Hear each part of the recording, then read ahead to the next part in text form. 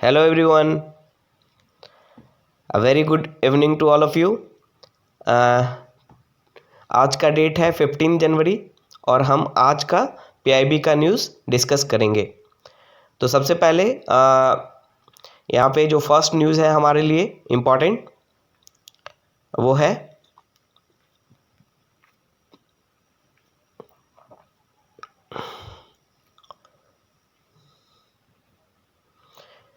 revised consolidated guidelines and standards for charging infrastructure for electric vehicles promulgated by ministry of power. तो ये important हो सकता है हमारे लिए from examination point of view. Revise consolidated guidelines and standard for charging infrastructure for electric vehicle promulgated by ministry of power. जैसा कि आप लोगों को पता है कि इलेक्ट्रिक व्हीकल्स को प्रमोट किया जा रहा है इंडिया में, ठीक है। और गो इलेक्ट्रिक कैंपेन स्टार्ट किया है गवर्नमेंट ने ताकि इलेक्ट्रिक व्हीकल्स को प्रमोट किया जाए। इलेक्ट्रिक व्हीकल्स को क्यों प्रमोट किया जा रहा है? क्योंकि ये एक रिन्यूएबल सोर्स ऑफ एनर्जी हो सकता है, ठीक है। क्योंकि आपको पता है कि CO2 का जो एमिशन होता है उसका एक मेजर सोर्स क्या है? ट्रांसपोर्टेशन, ठीक है, व्हीकल्स, ठीक है। तो अगर हम इलेक्ट्रिकल व्हीकल्स को प्रमोट करेंगे तो CO2 को एमिशन को हम कम कर सकते हैं। और इंडिया ने ग्लासगो में ये कमिटमेंट किया है कि वो CO2 के एमिशन को 50% से कम करेगी। और इसके लिए इंडिया ने एक पंचामृत सजेस्ट किया है। पंचामृत क्या है? एक 5-fold स्ट्रेटजी है, ठीक है, जिसे पंचामृत कहा गया है। तो इंडिया ने कमिटमेंट किया है ग्लासगो, जो अभी UNFCCC का जो COP26 हुआ था ग्लासगो में 2021 में, वहाँ पे इंडिया ने ये कमिट किया है कि CO2 एमिशन को 50% से कम करेगी। और इसी के लिए इंडियन गवर्नमेंट इलेक्ट्रिक व्हीकल्स को प्रमोट कर रही है, ठीक है। और इसी से रिगार्डिंग ये न्यूज है कि इलेक्ट्रिक व्हीकल्स के लिए को चार्ज करने के लिए हमें एक चार्जिंग इंफ्रास्ट्रक्चर की ज़रूरत पड़ेगी। और वो जो चार्जिंग इंफ्रास्ट्रक्चर होगा उसी के लिए गाइडलाइंस दिया गया है। गाइडलाइंस और स्टैंडर्ड्स बताए गए हैं कि वो जो चार्जिंग इंफ्रास्ट्रक्चर होगा उसका स्टैंडर्ड कैसा होना चाहिए, वह कैसे हम चार्जिंग इंफ्रास्ट्रक्चर क्रिएट कर सकते हैं। तो union ministry of power has promulgated the revised consolidated guidelines and standard for charging infrastructure for electric vehicles on 14 January 2022। इसका ऑब्जेक्टिव क्या है? लक्ष्य क्या है? The objective is to enable a faster adoption of electric vehicles in India by ensuring safe, reliable, accessible and affordable charging infrastructure and ecosystem। ठीक है, क्या करना है कि हमें एक ऐसा इकोसिस्टम बनाना है चार्जिंग इंफ्रास्ट्रक्चर का, यानी इलेक्ट्रिक व्हीकल्स को चार्ज करने का इंफ्रास्ट्रक्चर जो होगा उसका एक ऐसा इकोसिस्टम बनाना है जो कि सेफ़ हो, ठीक है। सेफ्टी का भी ध्यान रखना है, सेफ़ हो, इसीलिए स्टैंडर्ड्स गाइडलाइंस दिए गए हैं। सेफ़ हो, रिलायबल हो, ठीक है, एक्सेसिबल हो, इजीली एक्सेस कर सके हम उसे, एफोर्डेबल हो, यानी बहुत कम पैसे में चार्ज किया जा सके, ठीक है। Charging infrastructure and ecosystem. This would also promote energy security. Energy security कैसे प्रमोट करेगा? क्योंकि इंडिया एक डेवलपिंग नेशन है और इंडिया को ह्यूज एनर्जी का रिक्वायरमेंट है, ठीक है। और इसके लिए हमें एनर्जी चाहिए, तो अगर हम इलेक्ट्रिसिटी प्रोड्यूस करते हैं और इलेक्ट्रिक व्हीकल्स को प्रमोट करते हैं तो एनर्जी सिक्योरिटी इससे इंश्योर होगा। And reduction of emission intensity of the country, जो कि इंडिया ने कमिट किया है कि रिडक्शन एमिशन इंटेंसिटी को 50% से कम करना है, तो वो भी हम अचीव कर पाएंगे। These guidelines are exhaustive and include provision for। ये जो गाइडलाइंस दिया गया है इसमें दो चीज़ों के लिए गाइडलाइन दिया गया है, ठीक है। किन किन चीज़ों के लिए, किन किन लोगों के लिए गाइडलाइंस है? पहला, individual honours of electric vehicles, यानी इंडिविजुअल जो ऑनर्स हैं इलेक्ट्रिक व्हीकल्स का, उनके लिए भी ये गाइडलाइंस है कि कैसे वो अपने व्हीकल्स को चार्ज कर सकते हैं। दूसरा, फॉर पब्लिक चार्जिंग स्टेशन, और इलेक्ट्रिक व्हीकल्स को चार्ज करने के लिए एक पब्लिक चार्जिंग स्टेशन भी बनाया जाएगा, तो उसके लिए भी गाइडलाइंस, यानी दो चीज़ों के लिए गाइडलाइंस है। एक जो ऑनर्स हैं, ठीक है, जो इलेक्ट्रिक व्हीकल्स के ऑनर हैं, उनको गाइडलाइन दिया गया है कि वो भी अपने इंडिविजुअल लेवल पे, अपने घर पे या ऑफिस में उसको कैसे चार्ज कर पाएंगे। दूसरा, एक पब्लिक चार्जिंग स्टेशन बनाया जाएगा और जहाँ पे इलेक्ट्रिक व्हीकल्स को चार्ज किया जा सकता है। In a significant step, owners may charge their electric vehicles at their residence office using their existing electricity connection। इसमें गाइडलाइंस में ये बताया गया है कि जो ऑनर्स हैं, जो इलेक्ट्रिक व्हीकल्स के ऑनर हैं, वो अपने व्हीकल्स को अपने घर पे या ऑफिस में चार्ज कर सकते हैं। उसके लिए इलेक्ट्रिसिटी कनेक्शन को चेंज करने की ज़रूरत नहीं है। जो एग्जिस्टिंग इलेक्ट्रिसिटी कनेक्शन है उसके साथ ही, उसके हेल्प से ही उसको चार्ज कर सकते हैं। दूसरा, infrastructure requirement for public charging infrastructure as well as for public charging infrastructure for long range electric vehicles and or heavy duty electric vehicle has been outlined।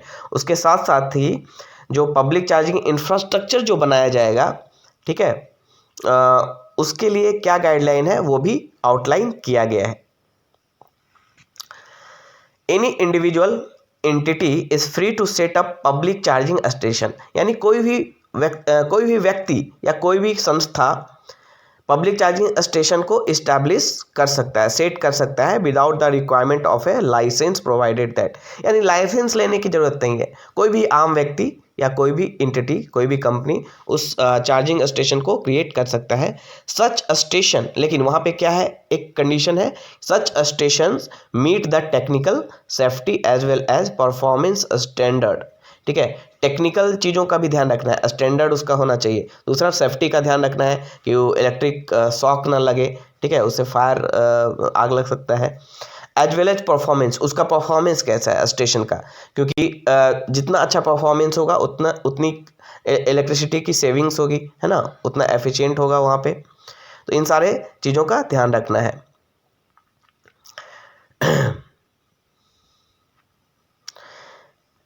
Okay, तो क्या गाइडलाइन है?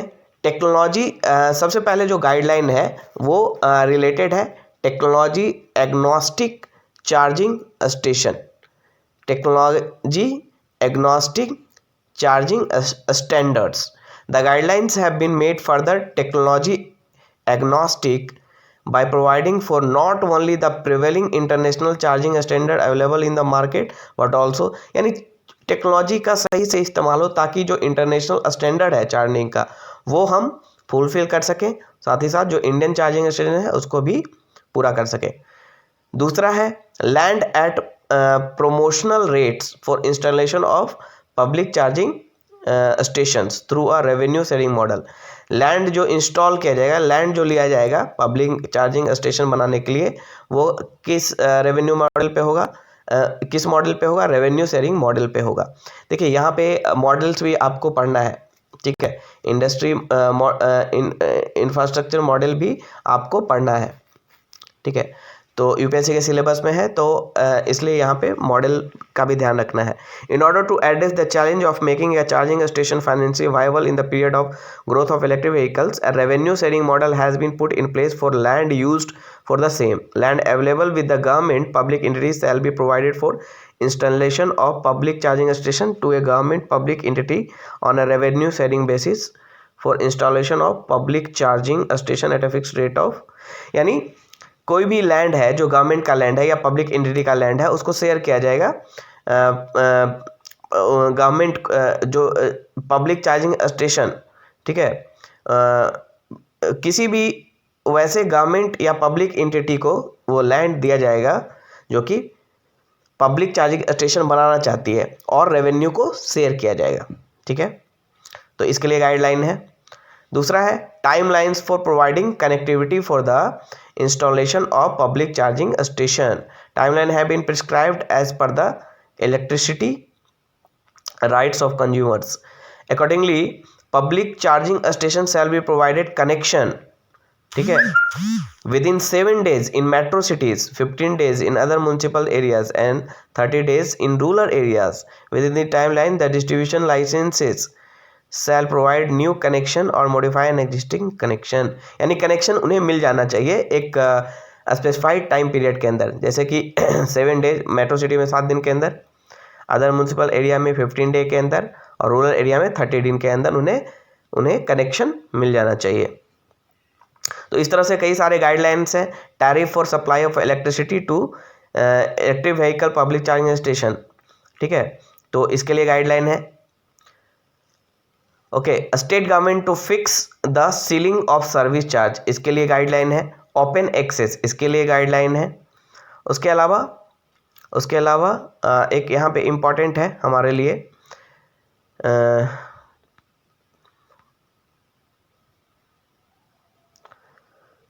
Central nodal agency, ठीक है, तो central nodal agency कौन होगा? Public charging infrastructure का किससे रिलेटेड?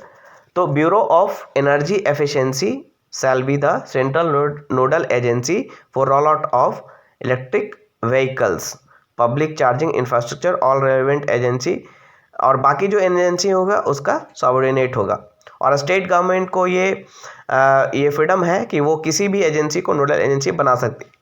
ऐसे जनरली स्टेट के जो डिस्कॉम होते हैं, यानी डिस्ट्रीब्यूटर कंपनीज जो होती है इलेक्ट्रिसिटी के फील्ड में, स्टेट डिस्कॉम जो होते हैं वही जनरली नोडल एजेंसी होती है पब्लिक चार्जिंग स्टेशन इंफ्रास्ट्रक्चर से रिलेटेड। बट ये स्टेट को फ्रीडम है कि ये दूसरे भी एजेंसी को नोडल एजेंसी बना सकती है। ओके, तो दिस आर ऑल अबाउट। और इसके अलावा देखिए यहाँ पे एक है कि गो इलेक्ट्रिक कैंपेन चलाया जा रहा है गवर्नमेंट के द्वारा as part of the endeavor of government of India for e-mobility transition, Ministry of Power along with Ministry of Road Transport। तो ये सारा आपको ध्यान रखना है। मिनिस्ट्री ऑफ पावर इसमें इन्वॉल्व है, ministry of road transport and highways involve है, ministry of heavy industries involve है, एंड नीति आयोग, ये सारे मिलके गो इलेक्ट्रिक कैंपेन चला रहे हैं। Has launch a nationwide go electric campaign to educate the general public on the benefits of e mobility, यानी electric vehicles के बेनिफिट्स को के प्रति अवेयर कराया जा रहा है सिटीजन्स को। Inform the potential EV honours about the government incentive for EV adoption, ठीक है, और जो इलेक्ट्रिक व्हीकल्स के ऑनर हैं उनको इन्फॉर्म किया जा रहा है कि गवर्नमेंट क्या क्या इंसेंटिव दे रही है, ठीक है, इलेक्ट्रिक व्हीकल्स को अडॉप्ट करने पे क्या क्या इंसेंटिव दे रही है।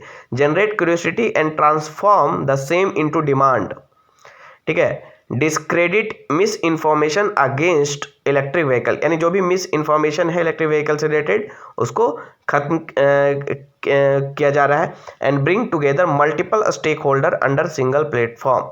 Under the go electric campaign, state nodal agencies have conducted around 15 road shows, 35 webinars and various other awareness activities including radio jingles। Okay, तो ये इम्पॉर्टेंट हो सकता है हमारे एग्जामिनेशन पॉइंट ऑफ व्यू से, क्योंकि इन्वायरमेंट जो है हमारे जीएस पेपर 3 का पार्ट है और उसके तहत ये सारे इनिशिएटिव को हम मेंशन कर सकते हैं। ओके, जो नेक्स्ट इम्पॉर्टेंट न्यूज़ है हमारे लिए,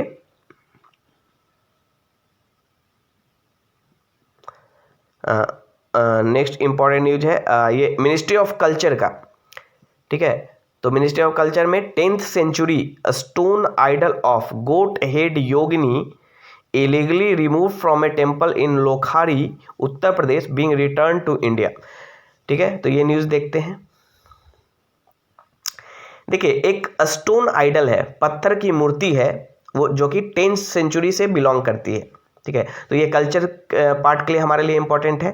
10th सेंचुरी एडी में एडी का है ये 10th सेंचुरी एडी का है ये मूर्ति, जो कि जिसका जो हेड है वो गोट का है, मतलब बकरी, मतलब गोट का हेड है, और वो आइडल किसका है? योगिनी का। योगिनी क्या होती है? डीटी होती है। खासकर जो तांत्रिक कल्ट में जो विश्वास रखते हैं वो योगिनी की पूजा करते हैं, ठीक है, जोगनी या योगिनी जो भी बोले, लोकल भाषा में जोगिनी बोला जाता है, तो योगिनी की पूजा करते हैं वो जो तांत्रिक कल्ट के होते हैं, ठीक है। तो उसकी एक मूर्ति थी योगिनी की जिसका हेड गोट का था, तो उनके आइडल्स को चुरा लिया गया था, इलीगल तरीके से वहाँ से रिमूव कर दिया गया था। कहाँ से? लोखारी एक जगह है उत्तर प्रदेश में, वहाँ से उसको रिटर्न करा लिया गया है इंडिया, मतलब इंडिया को वापस वो मिल चुका है। तो ये अच्छा है हमारे लिए। The repatriation of our rightful artifacts continues. Okay, the union minister of culture, tourism and Sri G. Kishan has announced that a 10th century stone idol of goat head Yogini that had been illegally removed from a temple in Lokhari, Uttar Pradesh is being returned to India. Okay. Earlier देखिए हुआ क्या कि लोखारी एक जगह है UP में, वहाँ के एक टेम्पल में योगिनी की मूर्ति थी, ठीक है, जिसका हेड गोट का है, जैसा कि आपको फिगर में दिख रहा होगा। हेड जो है जो गोट शेप का है, ठीक है। और ये योगिनी का आइडल है स्टोन का, जो कि हमारे लिए एक धरोहर था, जिसे उस वहाँ के मंदिर से चुरा लिया गया था 1980s में, उसको रिकवर कर लिया गया है, वो रिटर्न हो चुका है इंडिया में। तो इम्पॉर्टेंट यहाँ पे हमारे लिए क्या है कि योगिनी क्या होती है, योगिनी क्या होता है, ये कल्ट क्या है, योगिनी कल्ट क्या है। The sculpture is of a goat headed yogini that originally belong to a group of stone deities in sandstone and install in Lokhari temple. Lokhari temple में ये जो सैंडस्टोन्स का बना हुआ एक मूर्ति था योगिनी का, उसको चुराया गया था, ठीक है। देखिए ये जो योगिनी की मूर्ति हो, 64 योगिनी आपने सुना होगा, 64 योगिनी, यानी जो तांत्रिक ट्रेडिशन के लोग होते हैं, जो तांत्रिक ट्रेडिशन है, यानी तांत्रिक की जो पूजा होती है, जो ट्रेडिशन है, उसमें योगिनी 64 योगिनी होती हैं जिसकी पूजा की जाती है, यानी 64 डिटीज़ होती हैं, फीमेल डिटीज़, जिनको योगिनी बोला जाता है, और उनकी पूजा होती है, ठीक है। तो हमारे लिए और क्या इंपॉर्टेंट है, the goat head yogini received at the high commission on the, यहाँ पे देखिए, Lokhari is a small village situated in the Mau subdivision in Banda district of Banda district of Bundelkhand, Uttar Pradesh. Yoginis, यहाँ पे ये इंपॉर्टेंट लाइन है हमारे लिए कि yoginis are a group of powerful female divinities associated with the tantric mode of worship. यानी तांत्रिक एक मोड होता है पूजा करने का, एक कल्चर है, ट्रेडिशन है, तांत्रिक ट्रेडिशन, उसमें योगिनी की पूजा की जाती है। और योगिनी क्या है, एक group of powerful female divinities है, ठीक है, फीमेल डिविनिटीज़ हैं, और they are worshipped as a group, और ग्रुप में उनकी पूजा की जाती है, ठीक है। योगिनी की पूजा ग्रुप में की जाती है, और 64 योगिनीज़ हैं जिनकी पूजा ग्रुप में की जाती है तांत्रिक मोड ऑफ वर्शिप में, ठीक है। And are believe to possess infinite powers, उनके पास इनफाइनाइट पावर्स होता है, ठीक है। तो ये हमारे लिए इंपॉर्टेंट हो सकता है कल्चर के पॉइंट ऑफ व्यू से। और कोई न्यूज़ जो हमारे लिए इम्पॉर्टेंट है इसमें,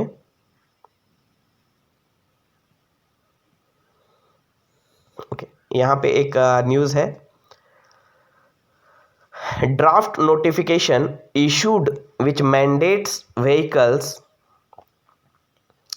draft notification issued which draft notification issued which mandates vehicles of category M1 manufactured after 1st October 2022 to be fitted with two side torso airbag and two side curtain tube airbag, ठीक है। तो यहाँ पे एक notification जारी किया गया है किसके द्वारा, ministry of road transport and highway के द्वारा। द मिनिस्ट्री ऑफ, यहाँ देखिए, the ministry of road transport and highway made the drivers air bag a compulsory fitment on all motor vehicle of category M1, ठीक है।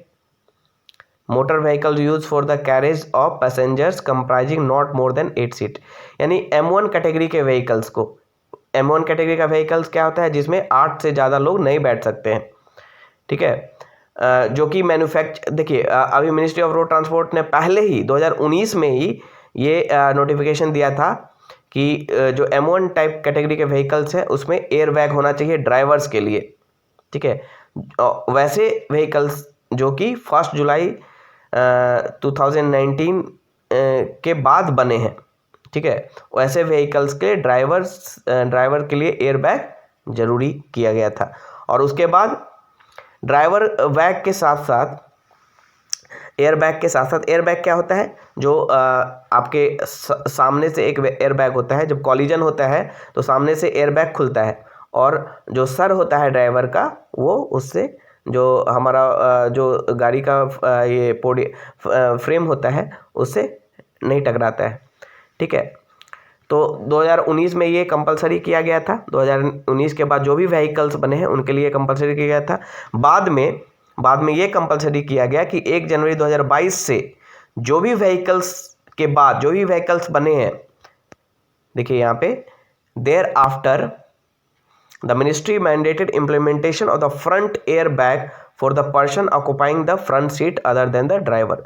1 जनवरी 2022 के बाद जो भी M1 कैटेगरी के व्हीकल्स बना है उसमें ये कंपलसरी कर दिया गया कि ड्राइवर सीट के साथ साथ जो बगल में बैठेंगे उनके लिए भी एयरबैग होना चाहिए। ठीक है। अभी क्या किया है, सेफ्टी को और भी इन्हेंस करने के लिए क्या किया गया है कि सेंट्रल मोटर व्हीकल्स एक्ट में फिर से अमेंडमेंट किया गया और a draft notification has been issued on 14 January 2022 को एक और ड्राफ्ट नोटिफिकेशन दिया गया है, जिसमें अब ये भी कंपलसरी कर दिया गया कि दोनों साइड से टोर्सो एयर बैग भी होना चाहिए। टोर्सो एयर बैग मतलब टोर्सो होता है कि अपर बॉडी को टोर्सो बोलते हैं, अपर बॉडी पार्ट को टोर्सो बोलते हैं। तो उसको बचाने के लिए जब कॉलिजन साइड से लैटरल जब कॉलिजन होता है, साइड से जब गाड़ी को ये होता है कॉलिजन, तो टोर्सो को खतरा रहता है, बॉडी का जो ऊपरी पार्ट है उसको खतरा होता है। उससे बचने के लिए भी दोनों साइड से टोर्सो एयर बैग होना चाहिए। ठीक है, एयर बैग होना चाहिए दोनों साइड से। अब सामने से एयर बैग तो पहले ही कंपलसरी कर दिया गया था ड्राइवर्स और उसके साथ जो बैठ रहे हैं, साथ ही साथ टोर्सो एयर बैग यानी साइड से एयर बैग को लगाना है, दोनों साइड से एयर बैग को, ताकि जो टोर्सो हो, ऊपर का जो बॉडी पार्ट हो, वो भी उसको भी बचाया जा सके।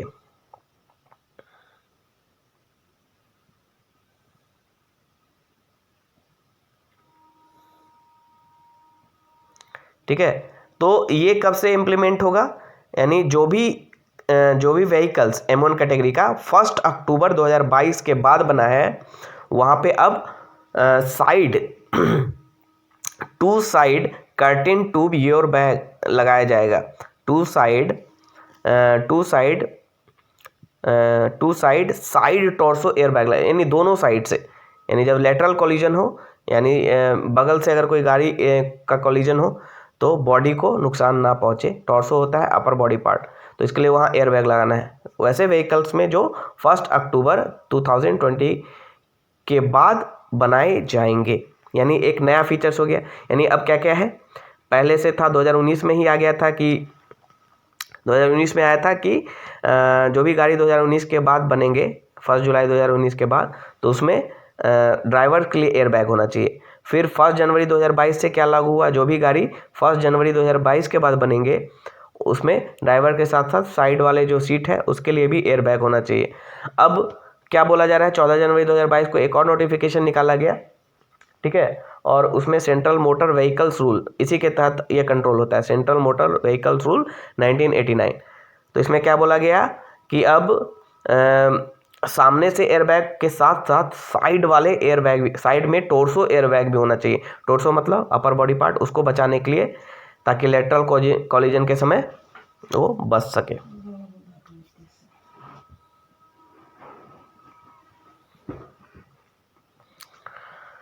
ठीक है, और ये जो टोर्सो एयर बैग होंगे दोनों साइड से, वो साइड स्ट्रक्चर जो व्हीकल्स का होगा इंटीरियर में, उसके अंदर होंगे, और जब एयर कॉलिजन होगा उस समय ये खुलेंगे। ठीक है, ओके।